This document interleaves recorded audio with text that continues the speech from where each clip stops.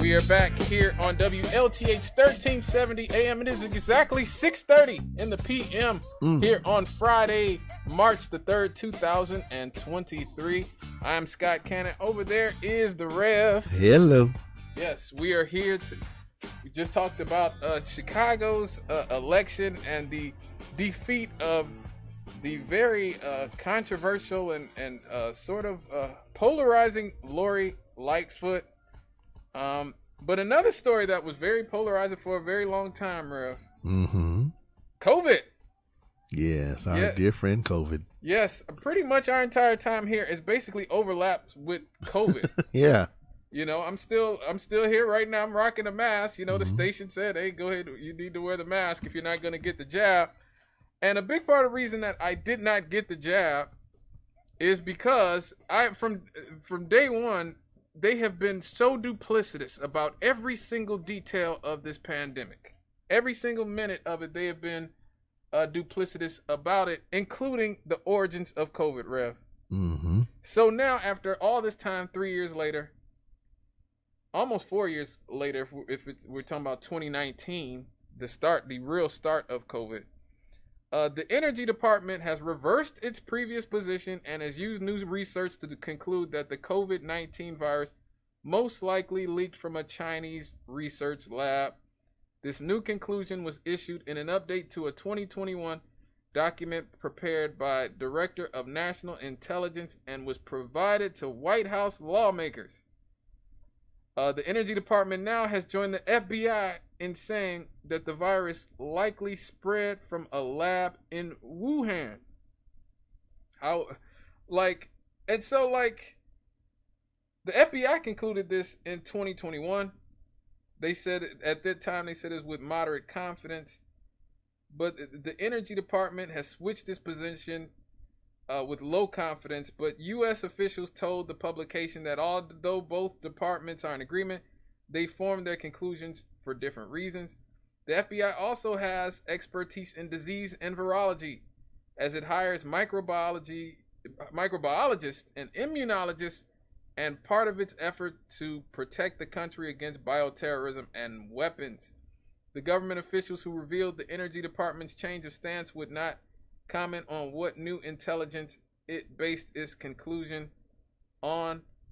Now, Jake Sullivan, the National Security Advisor, said that there was still no definitive answer. This comes after, in January, the U.S. Office of Inspector General openly criticized the National Institute of Health for failing to properly keep up with U.S.-funded experiments in China in the run to the outbreak.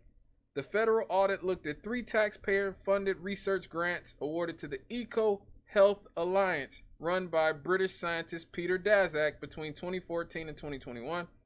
It found that the NIH and EcoHealth failed to understand the nature of research conducted, identify potential problem areas, and take corrective answer.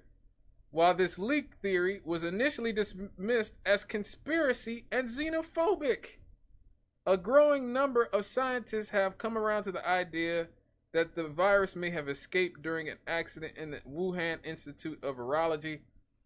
The research facility is less than 10 miles from an animal slaughter market where the first series of human cases were clustered. Some experts also claim COVID unique spike protein, which it uses to infect people, shows hallmarks of engineering. Now, what they're talking about is, and I'm just giving you a layman's translation, is that supposedly the COVID virus has a furin cleavage site in it that is often put in manufactured viruses to make them more transmissible. I guess for bioweapons purposes. So COVID has that. Most diseases that come from nature don't have that. And so that's why a lot of people said from day one, Anthony Fauci in early 2020 got an email in January of 2020 saying that it was likely that this came from a lab, and again, from his fellow scientists. There were a group of scientists that he was corresponding with, and they said this is likely coming from a lab. He still went out in the public and told people that the lab leak theory, there was no way that that COVID came from a lab, that it was all just it more than likely it came from nature. So this is once again, Rev. This is once again our government being and the media colluding together to lie to us, or at least to keep us in the dark of what really happened. Remember, Rand Paul, Senator Rand Paul from Kentucky, I want to say, I believe he's from Kentucky, has been on Dr. Fauci's behind for years now, and the media has roundly condemned him for basically being argumentative. Has said, oh, he's just after Fauci. The media this whole time has done nothing but carry water for Fauci and for the administration, who have sought to keep us in the dark about this.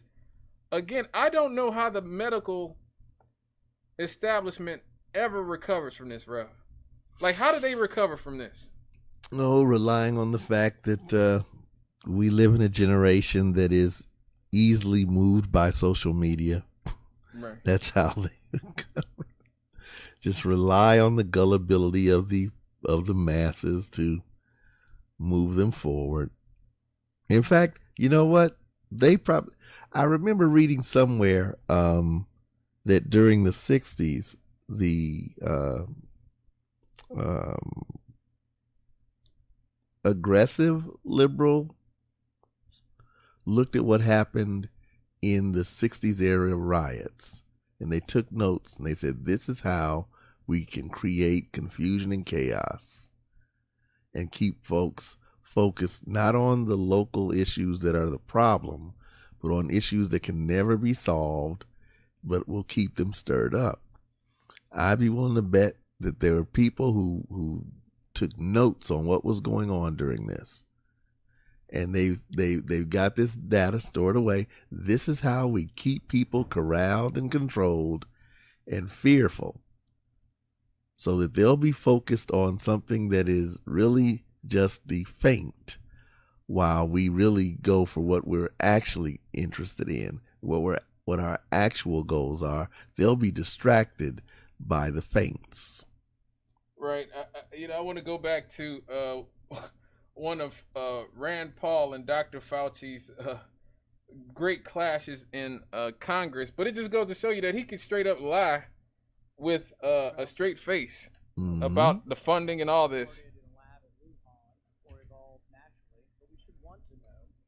3 million people have died from this pandemic, and that should cause us to explore all possibilities.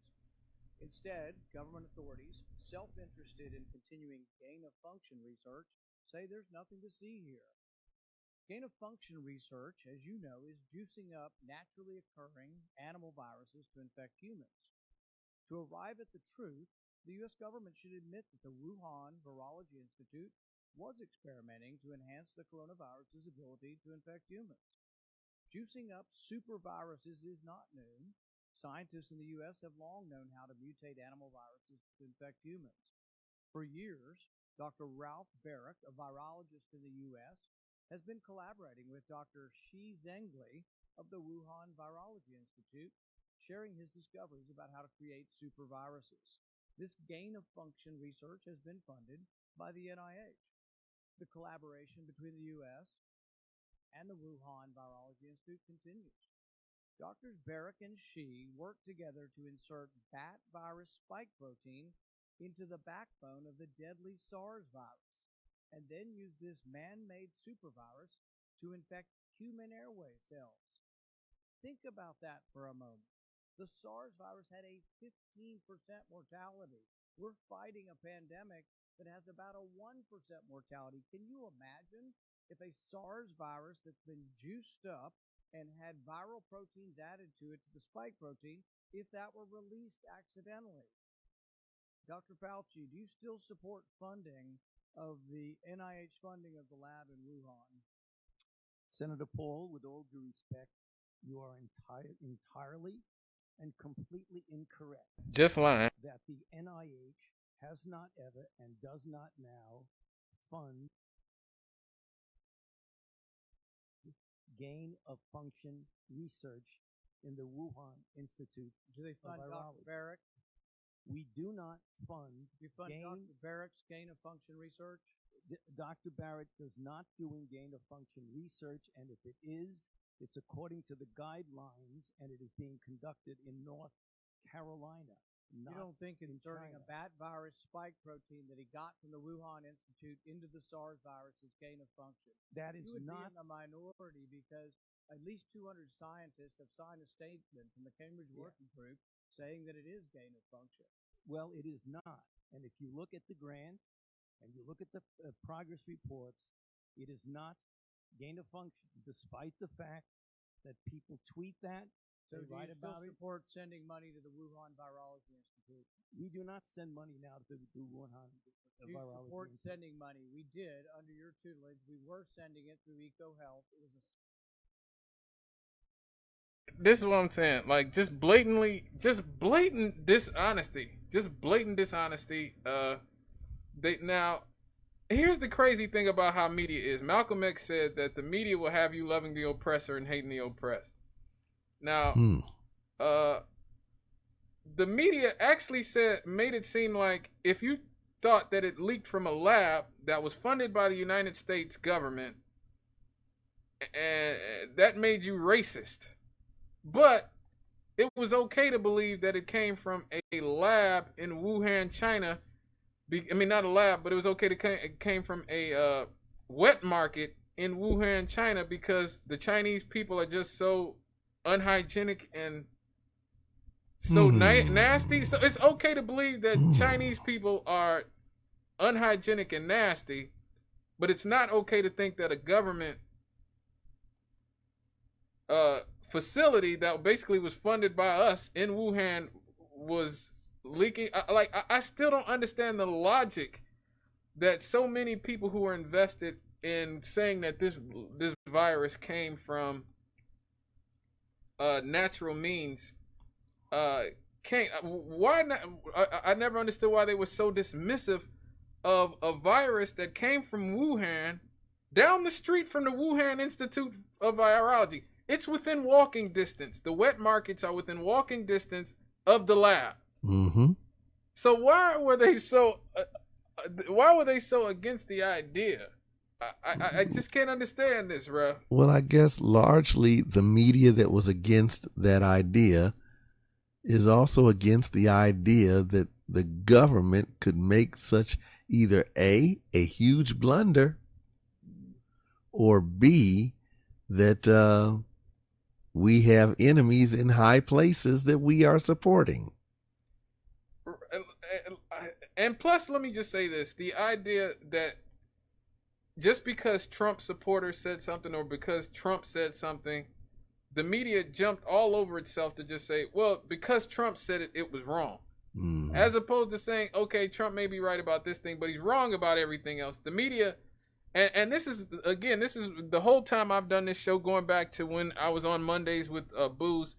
I really hope the audience has understood this. This is dangerous, the way that the media picks favorites and picks sides, okay? Fine, I'm a commentator. I'll pick favorites. I'll pick sides sometimes. I just told you at the beginning of the show that I like Nina Turner, and I think she should be president. But people who are supposed to be actual journalists, since at least 2016 have operated with the idea that we cannot allow Donald Trump or his supporters to be right about anything. Because the idea is that Donald Trump is such a dangerous person that to admit that he might have a point about something is akin to saying Hitler is right about something. So you have these horrific blunders that our media has made about COVID, that I believe they're making about Ukraine and Russia, and the United States' role in antagonizing this conflict in Ukraine and Russia. We saw it in the 2016 election, the 2020 election. The media has thrown all objectivity out of the window. They have just said if Trump or a Republican that supports Trump or is adjacent to Trump in any way says something, we have to go out of our way to say that it's wrong, or else we're enabling fascism. And they truly believe that. They truly believe that. So what you get is situations like this where it was, again, even if your stance is that the Wuhan, the virus came from nature, right? It came from the Wuhan wet market. Them having a weapon, a bioweapons lab, basically right down the street, did not stop it from happening. So even then, it's at least ineffective. Like, it'd be like me starting a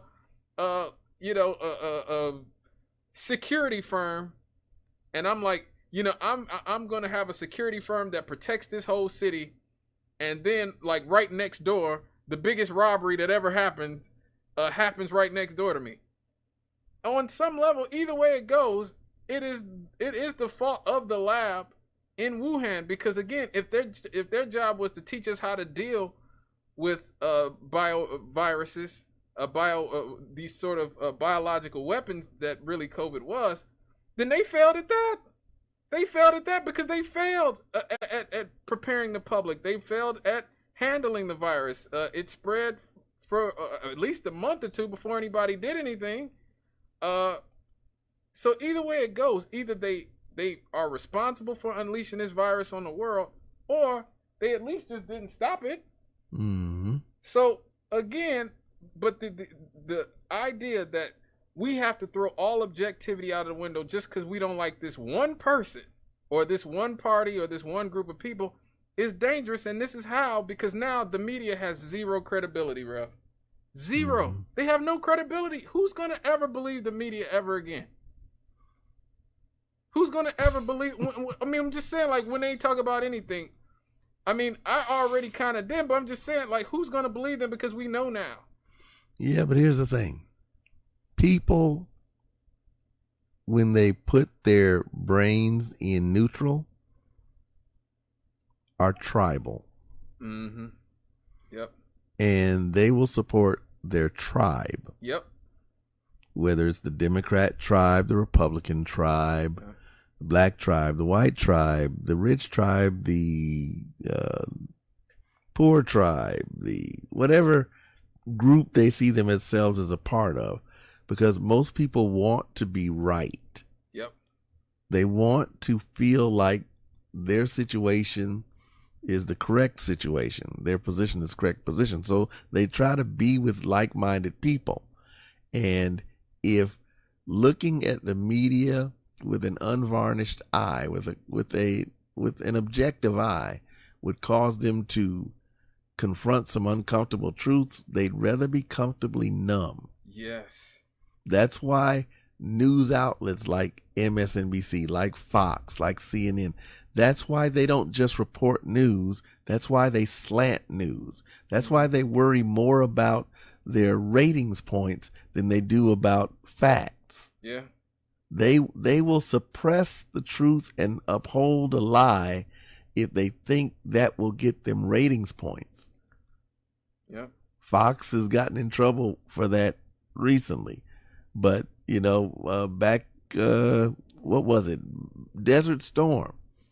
In fact, the reason that Fox came into existence almost was because the way people perceived CNN as being so vested in the narrative of Saddam Hussein has to be the good guy and we have to be the bad guy. Wait, what? Yeah. Saddam Hussein? I never heard anything nice about Saddam Hussein on in our country. See, you weren't watching CNN. Well, see, yeah, that's probably true. I was like 8 at the time. Yeah. So it was like we're invested in this narrative, and we don't care what happens. We've got to stand in the narrative. I live in a world where there aren't any good guys, there aren't any bad guys. They're just sinners. And you find them throughout 100% of the population.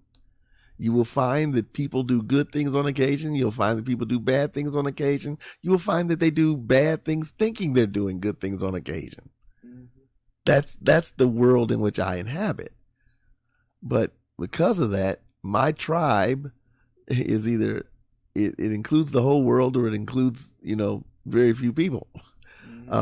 But I can look at